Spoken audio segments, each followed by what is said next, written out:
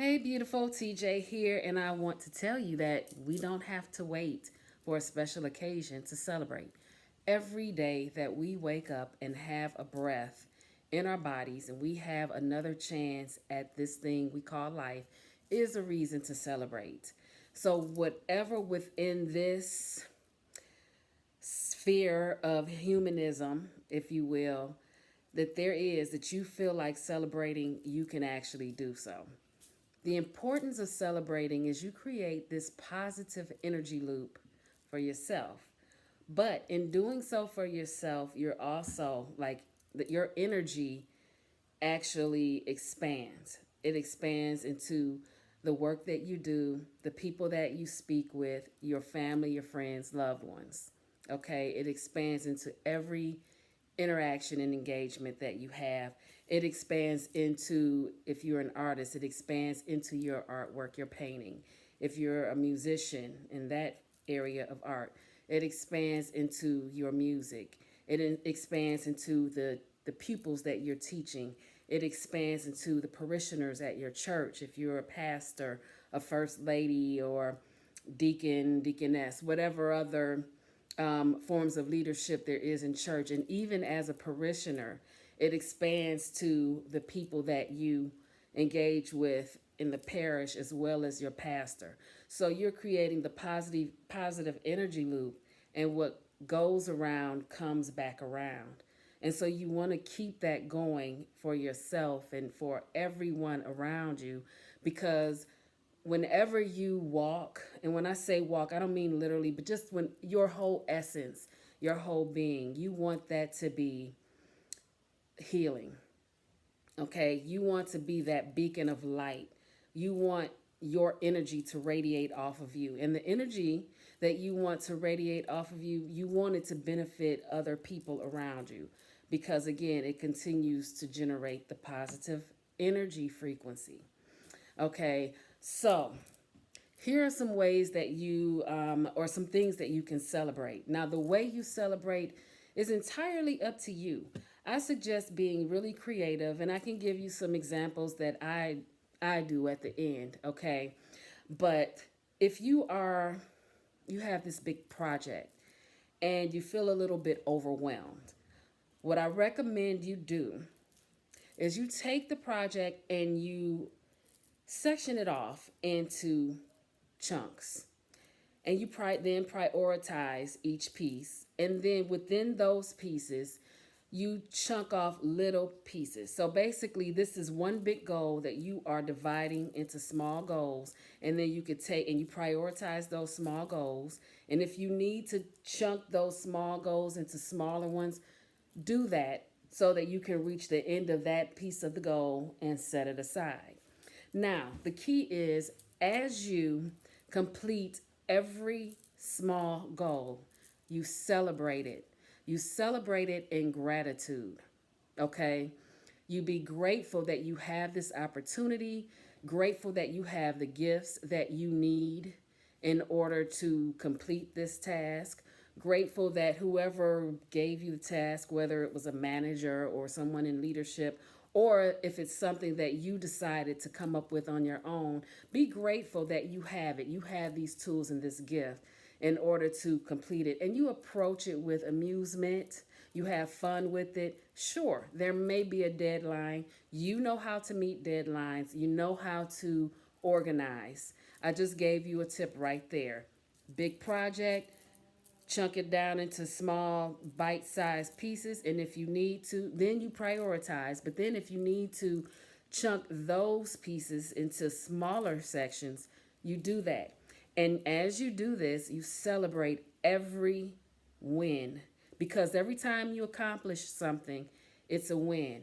What I recommend you do not allow the mental chatter to convince you that just because the goal is super duper small, that it's not necessary to celebrate it or be grateful that you completed it. Okay, so that's one thing.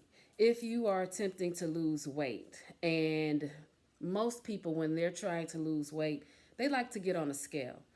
Remember, a scale is not always, that's not the end all be all, because a lot of people will lose inches before they lose weight. So keep that in mind. That's just a sidebar from experience. So, okay, so instead of when you get on the scale and you see that it hasn't moved or the weight has come up, even though you've been doing all of the things, instead of beating yourself up and feeling bad about it, think about what it was that you've done so far to meet this goal. Are you eating better? Have you taken in more fruit and vegetables? Are you drinking more water? Are you just more hydrated? Do you feel better? And if the answer is yes to each of those, then you have won. You celebrate that. You celebrate it. You are taking care of yourself. That is self-care. Okay? It doesn't matter what the scale says right now. If you are not doing any of those things, then you know why the scale hasn't moved.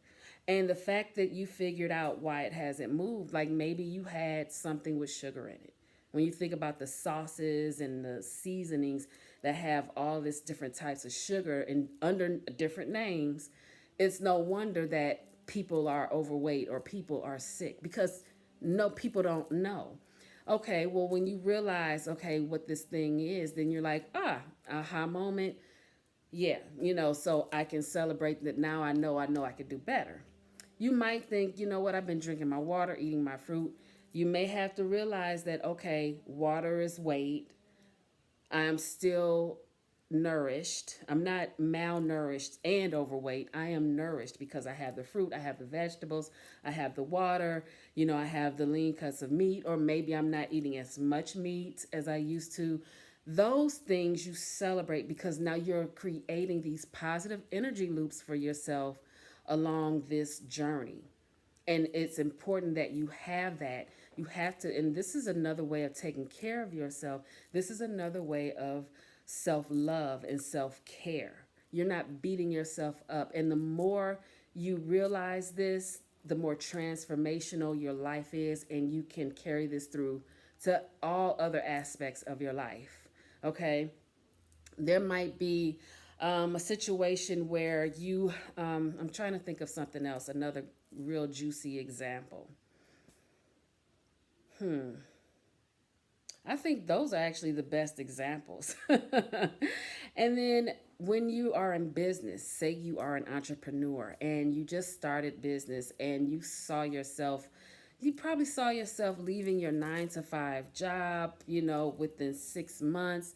And here you are in month 8. You're not really generating a lot of income the income that you thought you would from this business. And so you're still at this day job. Instead of looking at it that way, celebrate the fact that you have the day job money helping to support your in finance your business. And because you have been doing all of the work and you have been doing all of the things towards your building your business, celebrate that. There are people who don't have a 9 to 5, like a full-time job. So if you are one of those people and you have this money coming in, regardless to how much you dislike, you get neutral on that as soon as possible. Let that piece of it go. It is a means to an end. It is financing your dream. We don't have judgment on where we get the money as long as we're getting it in the most perfect way. Okay? Your 9 to 5, all legal, all of that. Okay, I just had to say that. So you just celebrate the fact that you have two incomes. So you're still getting income from your entrepreneurship, right? You're getting something from it. You might be breaking even. You might be losing just $5, but you have it. You have the foundation laid and you have this other income coming in. So you celebrate that. Now, the ways that I like to celebrate, and you can get as creative as you want. So I like to celebrate by carving out time for myself. I might want to do a nice, beautiful goddess bath where I might put, lemons and oranges, slices and some essential oils, bubbles, like a bubble bath, some crystals, some flowers, or something like that. and I'll sit and I'll meditate and I'll enjoy it. And I will carve that time out as if it's part of my business. So that goes in the calendar. That is part of the job. That goes in the calendar with all of the other stuff that I have to do. I like to also, what else do I like to do? I like to hula hoop sometimes. So I might, again, in my calendar, I might hula hoop, and that is my fun. That is self care. I'm having a good time. I might just want a plain old glass of wine. I might want a couple of glasses of champagne. I might get on the phone and talk about how excited I am for this goal that I just ticked off. And it could be the smallest of goals. It could be something as simple as sweeping all of the floors in my house. I'm celebrating. I just want to celebrate. I want to have fun. And when you think about it, like here in the US, every month there is a holiday, with the exception of, I think, August. I believe August is the only month that doesn't have some sort of extracurricular thing going on. So and I thought about it years ago. I'm like, there's always a reason to celebrate. You go into the stores, and one holiday hasn't come before another one is being marketed. And so it gave me that idea, like, yes, there is always a reason to celebrate. There's an What if you want to just curl up with a good book? It has been a long time since you've done that. You can do that. What if you want to take a one tank trip? Do it. What if you want to buy this beautiful, I don't know, for women or men who like to wear makeup, this beautiful eyeshadow palette that might cost $200, and you have the funds and you want to treat yourself to it? Why not? I mean, there's all sorts of ways when you get on the phone with your grandparents.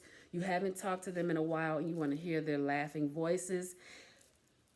You want to put a smile on their face. What if you want to maybe you want to shop, but you don't need anything for yourself, but you still want to shop. You love to shop. Perhaps you can go shopping and buy some coats for children, buy food for families, buy wigs for people who are in chemotherapy, clothing for people in the shelter, socks, underwear. The sky is the limit, and it is beautiful. It is a beautiful thing to just have fun, enjoy your life, and celebrate every aspect of it. Until the next video, live simply and be kind. It's TJ.